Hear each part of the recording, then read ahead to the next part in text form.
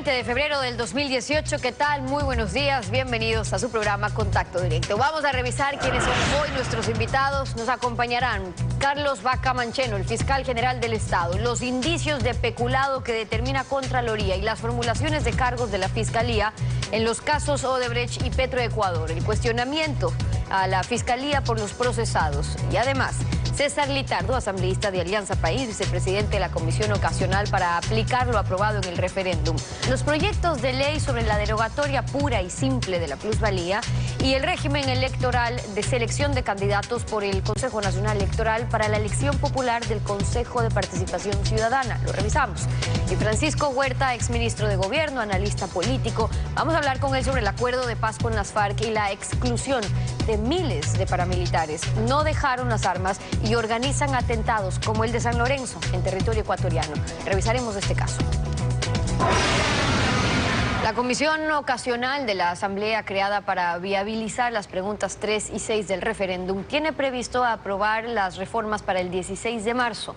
En el tema propuesto por el Ejecutivo de que sea el Consejo Nacional Electoral que filtre los nombres para que en elección popular el próximo año se escojan a los integrantes del Consejo de Participación Ciudadana definitivo, se anticipan cambios. Son los asambleístas que tramitarán los dos proyectos de ley enviados por el Ejecutivo para cumplir con el mandato de la consulta popular. 10 comisionados y 2 miembros del Consejo de Administración Legislativa. Ellos dicen que tienen su cronograma y una fecha para la aprobación de esas reformas. El Consejo Transitorio va a ser simplemente transitorio y que no se va a prolongar más del tiempo necesario. Y eso nos obliga a nosotros a tener una ley aprobada en un máximo del 16 de marzo ya en segundo debate. La principal reforma tiene que ver con el mecanismo para la designación del Consejo de Participación Ciudadana definitivo. El proyecto del presidente dice que el Consejo Nacional Electoral hará una preselección de candidatos mediante concurso para que luego los ganadores vayan a una papeleta y luego el voto popular tome la decisión definitiva. Esto tiene críticas por parte de la oposición. Consejo Electoral elegido ¿por quién? Por este Consejo de Participación que le mandamos a cesar. Ahora va a resultar que si es que alguien es incómodo, si alguien no me conviene, van a manipular ese concurso y no permitir que sean candidatos. Pero Daniel Mendoza, presidente de la Comisión Ocasional sobre la Consulta, manifiesta que esto puede cambiar, que la propuesta no está escrita en piedra. La comisión tiene completa iniciativa legislativa para poder mejorar los mecanismos planteados en el mismo, y ese es el trabajo y el reto que tienen los comisionados. ¿Qué tal, Alfredo? Buenos días, ¿cómo te va? Muy bien, Estefi, buenos días a todos. El quinto poder o Consejo de Participación Ciudadana es un cuerpo extraño en la estructura constitucional. La evidencia de su inoperancia contra la corrupción desembocó en las últimas elecciones en un clamor para que desaparezca. De allí su inclusión en la consulta popular. Pero la enmienda constitucional para que sea elegido por el pueblo se desdibuja con la selección de los candidatos por el Consejo Nacional Electoral mediante un régimen de concursos que precisamente acabó con la credibilidad de ese consejo. Y con un consejo transitorio elegido por la Asamblea que duraría hasta el próximo periodo presidencial si es que no se aprueba a tiempo el respectivo proyecto de ley. Un arduo trabajo le espera a la Asamblea para el obligatorio e inmediato cumplimiento del pronunciamiento popular que ordena el artículo 106 de la Constitución. La actualidad, los protagonistas, el análisis y la información en Contacto Directo.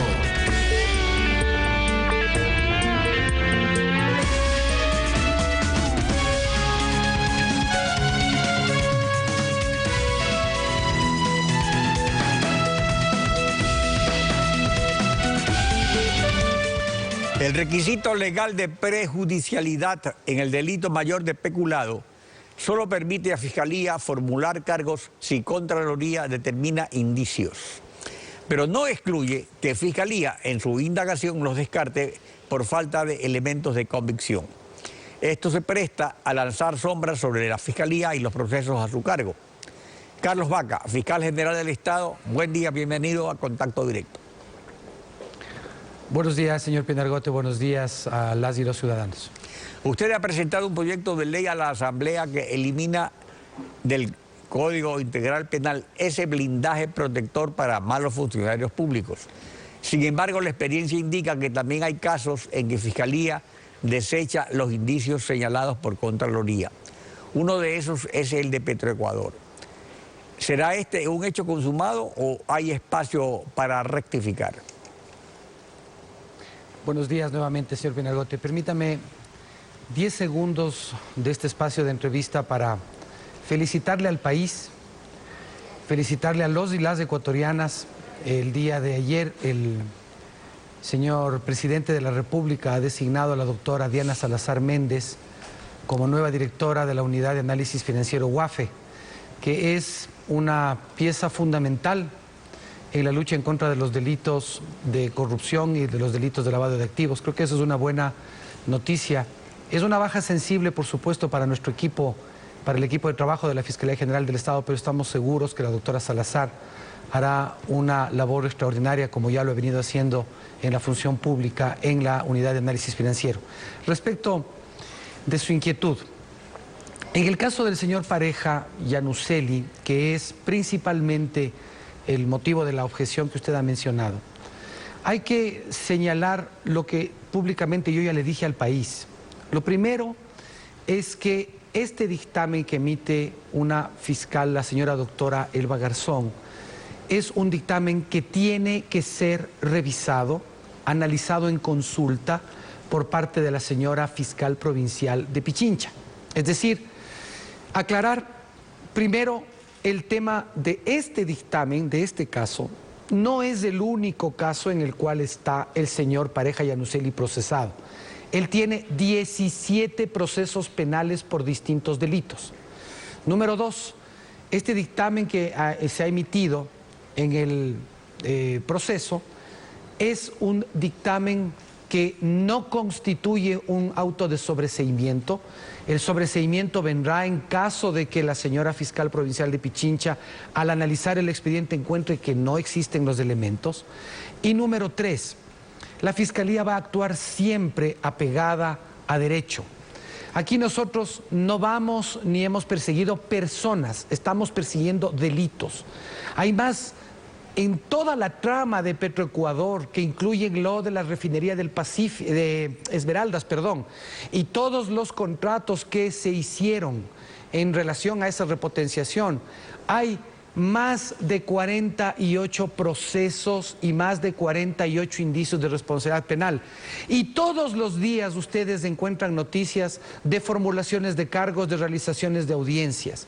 Eso me parece que es importante aclarar, señor Pinargote, porque el trabajo que hace la Fiscalía es un trabajo técnico, es un trabajo legal, es un trabajo apegado a derecho, pero también es un trabajo que busca salvaguardar a los ciudadanos. Que se refiere, por ejemplo, a las auditorías de Contraloría o de la Superintendencia de Bancos. Tiene una unidad especializada ya en la Fiscalía, porque también ese es otro problema. La Fiscalía tiene inmensas responsabilidades, pero no ha estado dotada, digamos, de la organización necesaria técnicamente para, por ejemplo, procesar auditorías financieras o investigaciones de ese tipo. A ver, una de las principales preocupaciones que nosotros tuvimos del momento de asumir el cargo de fiscal general fue precisamente dotarle a la Fiscalía de una nueva estructura, de dotarle a la Fiscalía de las herramientas técnicas para que pueda realizar su trabajo. El primer acto de mi posesión es crear la unidad de transparencia y lucha en contra de la corrupción. Esa unidad se suma a la creación de la unidad de lucha en contra de los delitos tributarios, aduaneros y financieros. Se suma a la unidad de coordinación de delitos, no de investigación, de coordinación de delitos y de seguimiento de los delitos sexuales en contra de niños, niñas y adolescentes. Hemos cambiado la estructura administrativa de la Fiscalía, hemos creado nuevas coordinaciones. Mire, en este caso hay una unidad de administración pública que ya existía, hay una unidad de delitos de lavados de activos que ya existía, pero además nosotros hemos creado nuevas estructuras y hemos creado nuevas fiscalías, nuevas estructuras fiscales. Porque si no tecnificamos el trabajo, no será posible luchar contra la corrupción. Claro, eso es importante. Por eso también hay un problema que es la opinión pública, digamos, en estos temas que interesan a la ciudadanía, que son de conmoción social. Y por eso a veces se prestan a inquietudes, preocupaciones o comentarios que son pertinentes y otros que no están realmente en lo cierto. Por ejemplo, al respecto de este tema de Petroecuador, Fernando Villavicencio indicó lo siguiente, veamos. Mientras el país estaba enfocado y los reflectores de la prensa y la ciudadanía en el tema Odebrecht, hablando de algunos milloncitos de dólares que estaban en las cuentas, el país perdió la brújula del más grande caso de corrupción, de que un proyecto que empezó el año 2007 con 187 millones de dólares, le acabó costando una década después 2.200 millones de dólares. Alfredo, estamos hablando de más de 200 contratos en la refinería Esmeraldas que fueron adjudicados bajo una misma directriz, bajo el sello del giro específico del negocio y una falsa y fraudulenta declaratoria de emergencia. ¿Por qué Fiscalía no quiere y no le gusta el peculado? Porque en un proceso por peculado se va a determinar quién calificó de emergente el proyecto de repotenciación de la refinería estatal de Esmeraldas. Fue Rafael Correa y el directorio político de Petroecuador, en el cual estaba representado el vicepresidente, el ex vicepresidente Jorge Glass, hoy sentenciado, varios exministros y representantes del SEMPLADES. La mayor virtud de la tipificación del peculado está en que su estructura involucra a autores mediatos e intelectuales y no solo a autores materiales. Para bien o para mal, en la última década, o sea que esto no es un problema de la Fiscalía actual, sino que ya viene arrastrándose. Esto ha sido el peculado, una ave exótica, inalcanzable para los operadores de justicia. ¿Es este un problema político que interfiere en la administración de justicia? A ver, señor Pinargote, la estructura del delito de peculado, como usted dijo al principio de su entrevista, la estructura del delito de peculado parte de un indicio de responsabilidad penal. El indicio de responsabilidad penal que emite la Contraloría es un indicio sobre ciertos hechos. Ahí no hay un indicio de responsabilidad penal diciendo absolutamente todos los proyectos o contratos del giro del negocio, de toda la repotenciación, de toda la refinería, en este momento entren a juicio. No, no funciona de esa manera. Y creo que es importante que el país se entere para que no se permita que se le engañe a la gente y no se empiece a tejer dudas respecto de quienes tienen que hacer las cosas de una forma correcta. Los indicios de responsabilidad penal son indicios que se refieren a hechos puntuales, hechos concretos. El trabajo de aquí, la obra de acá, la tubería de acá, el aplanamiento de la tierra de acá. Sobre esos hechos puntuales y en consecuencia los delitos de peculado tienen su propia lógica de investigación porque no son hechos en los que se analiza toda una contratación, se analizan contratos específicos, temas específicos. Y en el tema del peculado decirlo, yo lo propuse a la Asamblea al finales del año anterior, de que se elimine la restricción, de que se elimine esa restricción en la cual solo la Fiscalía puede actuar sobre la base de un informe de Contraloría. Eso está en análisis de parte de los miembros de la Asamblea Nacional. También como le pedí extinción de dominio, porque, Alfredo, mientras nosotros estamos en esta discusión que es hasta cansina para el país, que si el fiscal hizo esto acá, que si el fiscal no hizo, que si es que nosotros debimos haber hecho en el ámbito de un delito y no de otro, mientras estamos en esa discusión cansina, si el Ecuador tuviera una ley de extinción de dominio, escúchenme ecuatorianos, más importante o tan importante como meterlos a la cárcel a los delincuentes, a los pillos, a los que escapan para botar el lodo con ventilador, más importante que eso es quitarles de esas fortunas amasadas en forma miserable con los recursos del país. Y yo le pedí a la Asamblea que nos ayude con esa ley de extinción de dominio. Como usted señala, los hechos concretos son los que hablan más que los comentarios y las observaciones, pero Sobre los 8 delitos conexos, por ejemplo, cometidos por la asociación ilícita en el caso Odebrecht, de acuerdo a la sentencia del Tribunal Penal de la Corte Nacional. Contraloría ha presentado ya informes con determinación de indicios de peculado. ¿Cómo van las investigaciones en Fiscalía? Sí.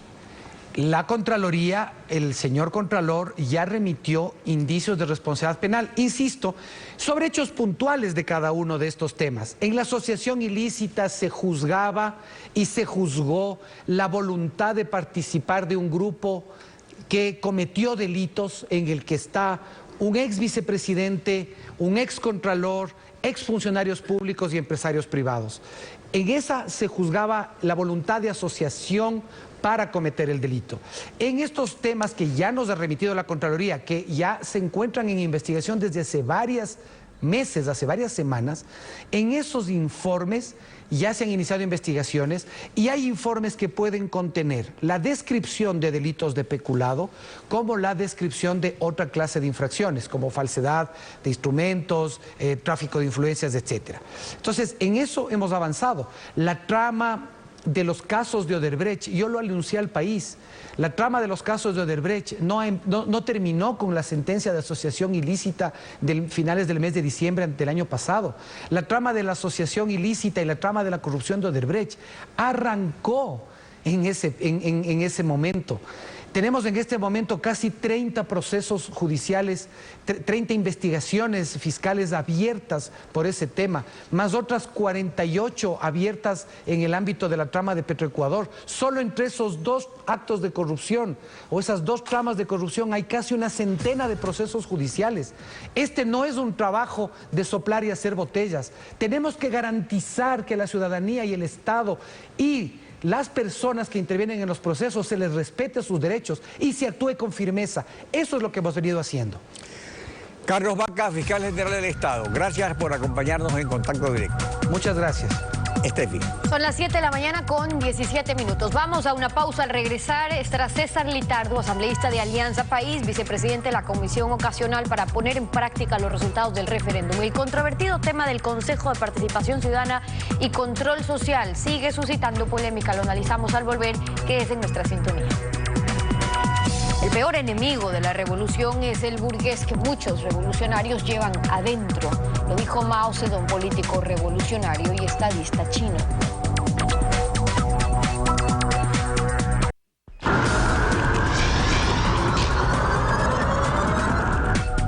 César Litardo, asambleísta de Alianza País por los Ríos, vicepresidente de la Comisión Ocasional que se encargará de instrumentalizar las preguntas 3 y 6 de la consulta. Bienvenido a Contacto Directo. Muy buenos días, Stephanie. Buenos días al país, especialmente en mi provincia, Los Ríos. Buenos días. Ayer el presidente Moreno, al dar los nombres de las 21 personas que conformarán las 7 ternas del Consejo de Participación Ciudadana y Control Social, el transitorio, dijo que ese consejo reemplazará al actual hasta el 2019, que se va a nombrar allí al definitivo. ¿Cómo podrá darse eso en los plazos que ustedes están previendo cuando la Constitución prohíbe cambios a la ley en el año anterior a las elecciones? Ya estamos febrero del 2018 y las elecciones son para el 2019. ¿Aplicarán sus cambios para el próximo año o qué es lo que tiene planeado la Comisión y la Asamblea?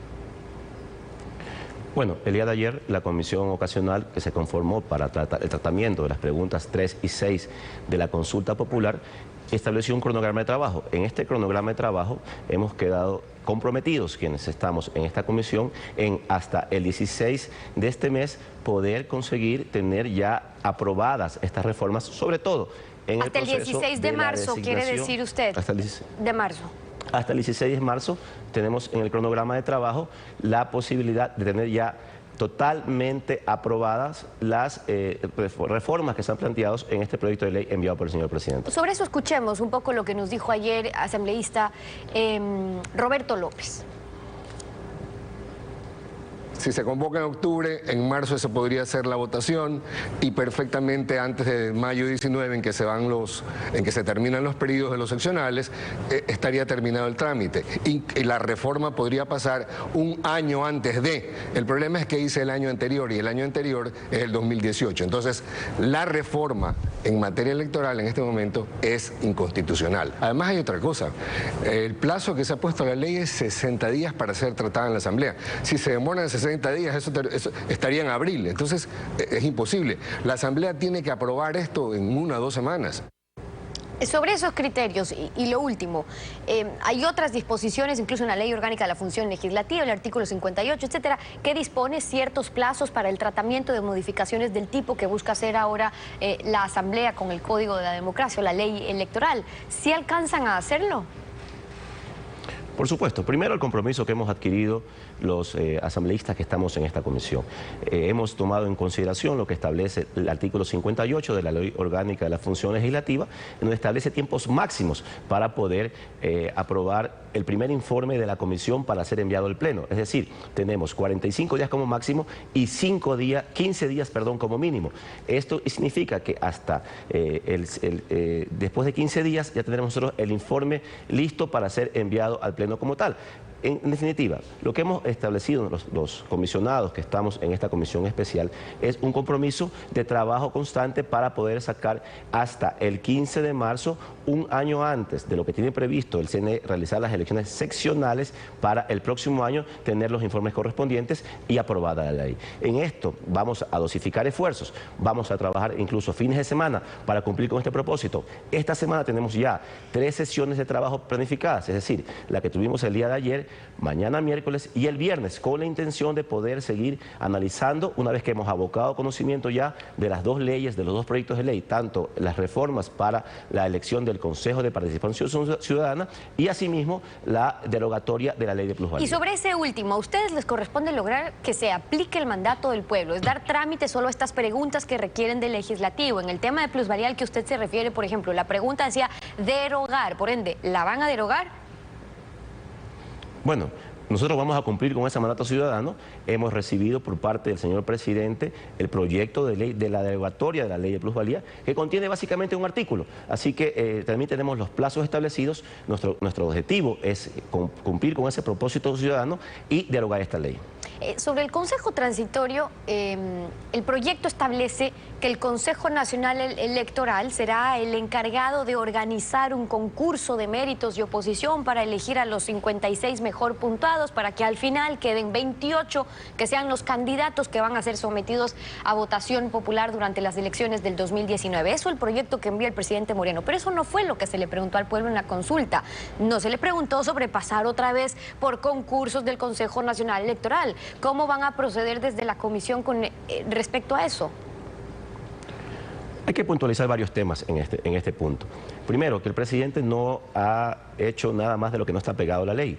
El artículo 20 de la Ley Orgánica del Consejo de Participación Ciudadana establece que es el CNE quien es el que realiza los concursos. En este caso, lo que se han hecho es agregar 2 elementos adicionales. Primero, los requisitos que se plantearon en los anexos de la pregunta 3 en la consulta popular. Y segundo, el hecho de que sean 28 personas elegidas por votación popular en forma libre y espontánea. Pero bueno, este es un proyecto que, como lo hemos visto, lo hemos analizado, es perfectible. Creemos que lo que hemos conversado, quienes estamos en la comisión ocasional, tenemos la posibilidad de hacer aportes y mejorar el tal. Lo que sí estamos claros todos es que deben existir filtros para los posibles candidatos al Consejo de Participación Ciudadana, por 2 razones puntuales. Primero, porque en el momento que es una elección libre, sería técnicamente imposible poder tener una elección con 2.000, 3.000 candidatos, lo que técnicamente haría imposible un procesamiento electoral. Y luego, porque los filtros van a determinar si es que los posibles candidatos al nuevo Consejo de Participación Ciudadana cumplen o no con los requisitos establecidos en los ahora, pero sobre ese punto, una cosa son los filtros, porque usted bien dice, a ver, lo que se le preguntó al pueblo fue que se cumplan ciertos requisitos y se puede disponer sobre cuáles son o cuántos van a ser los candidatos.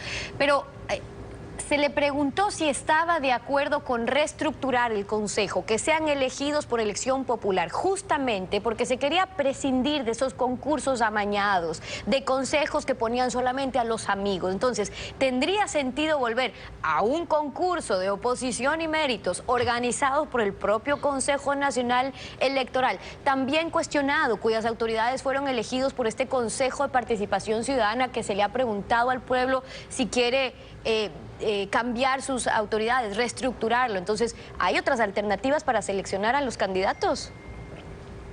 Por supuesto. Primero lamentamos el hecho de que la mala actuación del anterior o del actual Consejo de Participación Ciudadana, que todavía está en funciones, haya generado en el pueblo ecuatoriano esta desconfianza futura. Creo que eso es lo que queremos cambiar, generar nueva confianza en un Consejo de Participación Ciudadana que tenga representatividad real del pueblo ecuatoriano. Pero en definitiva, hay varios temas que analizar ahí. Primero, que tenemos la posibilidad de ser perfectibles en esta ley. No está escrita en piedra. Por eso, a partir del día de hoy, una vez que ayer tuvimos la primera sesión de la comisión ocasional, hemos solicitado a los diferentes asambleístas que la conforman, a los asambleístas en general que están en la Asamblea Nacional, a los diferentes grupos y organizaciones sociales del país, que presenten propuestas y alternativas para perfeccionar este procedimiento y que, como usted dice, tal vez este CNE, que fue elegido por el actual Consejo de Participación Ciudadana, pero que, en definitiva, creo yo que el actual CNE, que tuvo que ahora al frente a una consulta popular en la cual la sacó prácticamente limpia, sin ninguna impugnación, sin ningún problema, creo que se ha ganado tal vez algún tipo de asidero de poder seguir en este proceso. Pero también hay otro tema. No nos olvidemos que el Consejo de Participación Ciudadana transitorio tiene la posibilidad de evaluar a este CNE que está en funciones prorrogadas y de elegir uno nuevo. Así que hay varios temas que se pueden tomar en consideración para el procedimiento futuro, pero en principio estamos abiertos para recibir las propuestas, perfeccionar este procedimiento y en definitiva buscar la mejor alternativa para el país. Y sobre todo para cumplir el mandato popular. César Litardo, asambleísta de Alianza País, vicepresidente de la comisión ocasional que se encargará de instrumentalizar estas preguntas de la consulta. Gracias por habernos acompañado aquí en Contacto Directo. Buenos días a todos. 7:30, vamos a una pausa. Cuando regresemos ya está en nuestros estudios Francisco Huerta, exministro de Gobierno, analista político. Vamos a hablar sobre el Plan Colombia, al acuerdo de paz con las FARC. ¿Resulta el Ecuador un invitado de piedra o un damnificado excluido de este acuerdo? Lo analizamos, breve pausa y volvemos. No se vaya. Solo se puede gobernar un pueblo ofreciéndole un porvenir. Un jefe es un vendedor de esperanzas. Lo dijo Napoleón Bonaparte, emperador francés.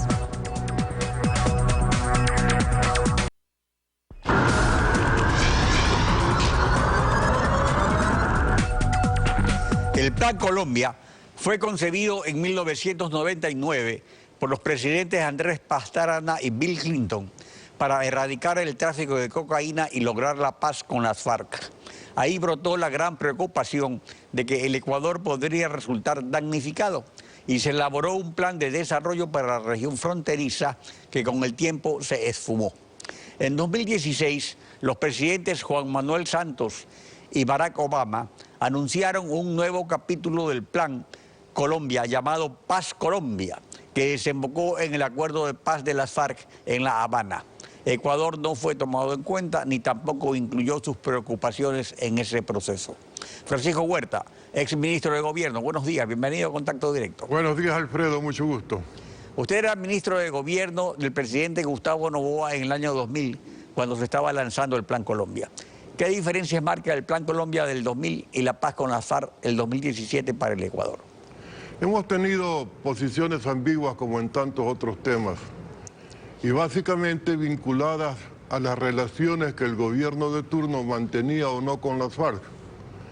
A ratos pienso que ciertos abstencionismos, el Ecuador no tiene por qué meterse a combatir a las FARC, el Ecuador no tiene que estar cerca del Plan Colombia, eran básicamente la decisión de no combatir a las FARC porque estaban vinculadas al financiamiento de la campaña.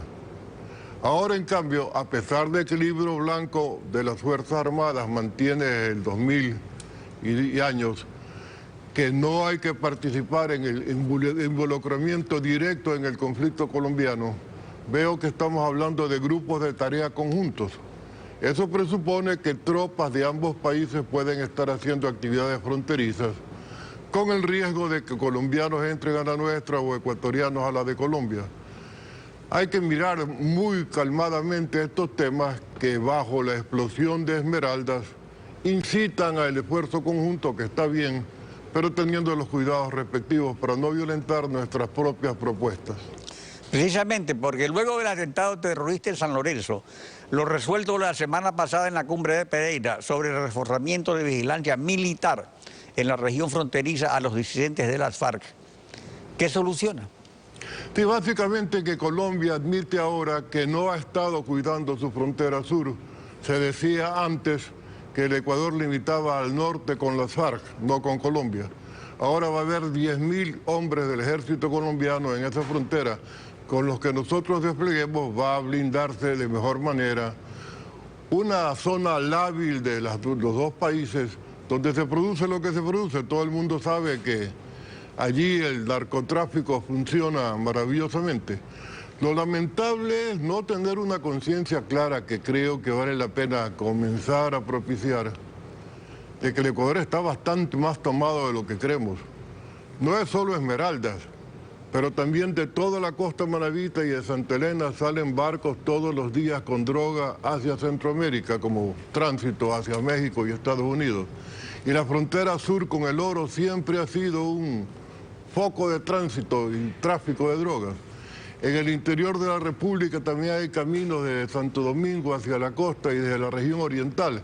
Es decir, es bastante más serio que lo que a veces asumimos. Y tiene que ser combatido binacionalmente, multinacionalmente, porque es un crimen organizado multinacional. El acuerdo de paz con la FARC termina el problema político de una guerra civil de 50 años en Colombia, pero la erradicación de los cultivos de coca no ha tenido éxito. Colombia continúa como primer productor mundial. El tráfico de cocaína se ha incrementado y aproximadamente 4.000 paramilitares de tropa de las FARC no se han desmovilizado porque no fueron incluidos en el acuerdo de paz. En este contexto, ¿cuál será ahora el panorama para el Ecuador? El Ecuador tiene que ir con sus propias propuestas a partir del análisis de la situación que el Ecuador realice.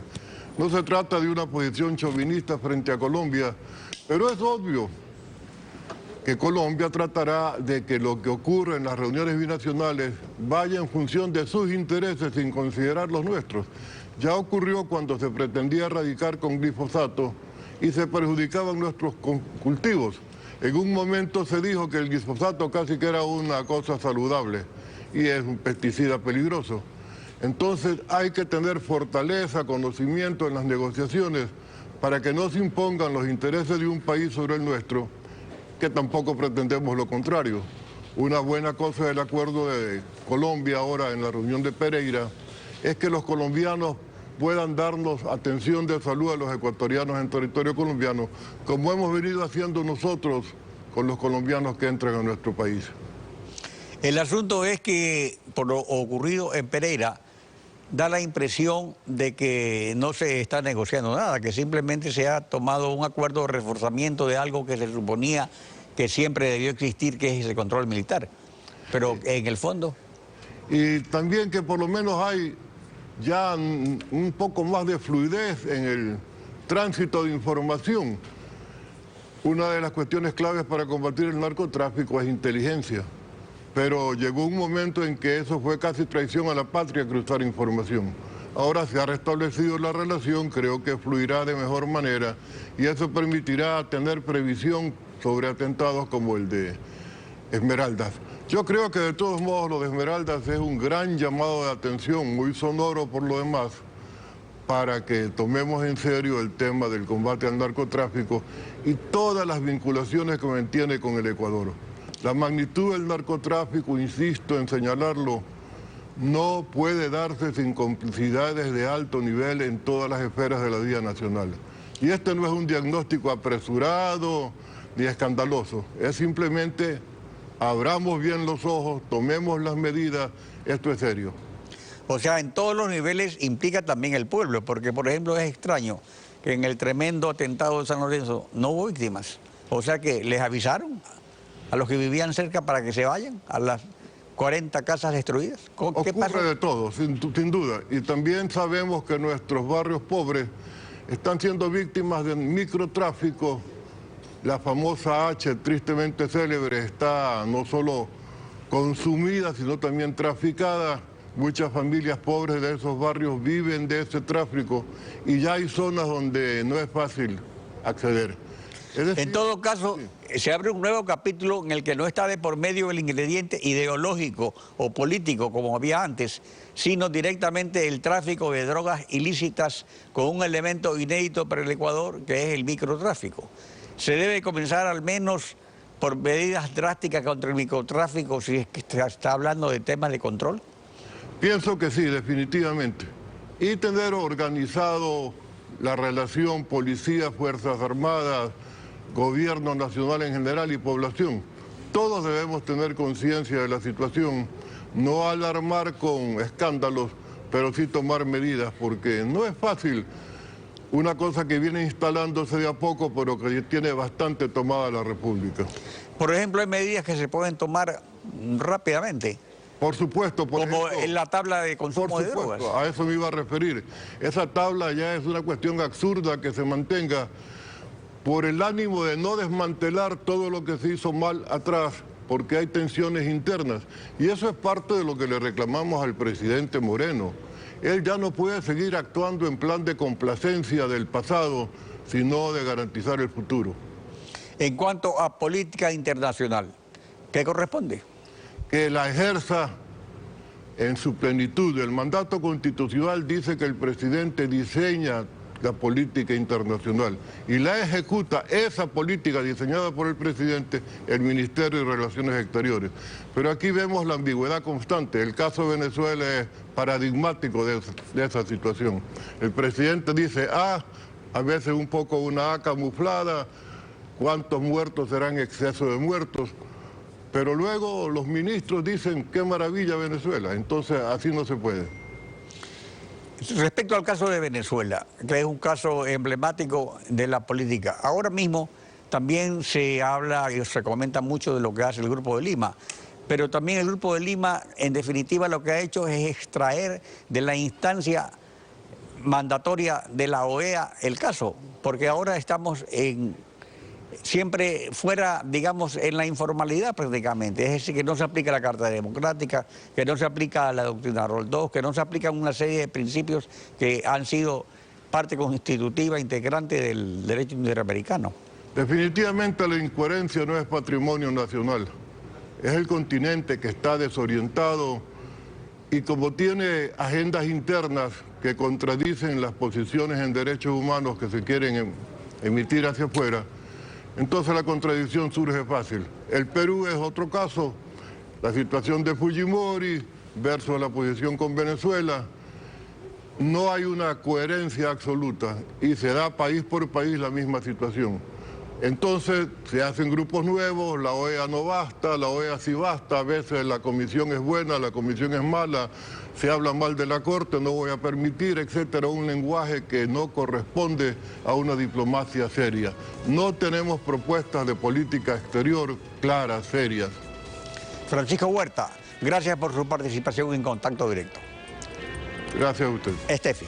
Concluimos así esta emisión. A ustedes también gracias, su confianza y sintonía. Nos volvemos a encontrar mañana, Alfredo. Mañana continuamos rayando la desinformación en Contacto Directo. Buenos días.